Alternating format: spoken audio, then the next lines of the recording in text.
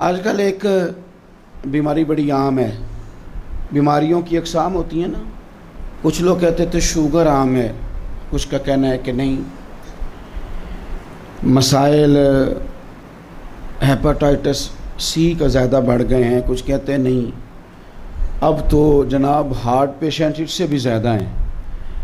लेकिन अगर थोड़ा सा और गहराई में जाया जाए तो मेरी ज़ाती राय यह है कि डिप्रेशन के मरीज़ ज़्यादा हैं, टेंशन के मरीज़ ज़्यादा हैं, लड़ते तड़पते तुर्श होते तल्ख बातें करते, और कभी कभी यूँ महसूस होता है कि एक दूसरे को बाज़ लोग माज़अल्लाह काट खाएंगे। लफ्ज़ों से जुमलों से बेजारी का इजहार है, तलखी का इजहार है, सख्ती है लबो लहजे में।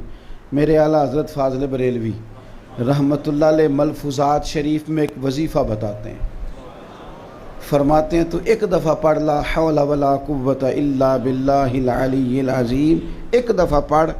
आप फरमाते हैं कि अल्लाह तेरी 99 परेशानियाँ बीमारियाँ दूर करेगा, और उनमें जो सबसे हल्की है ना वो टेंशन है।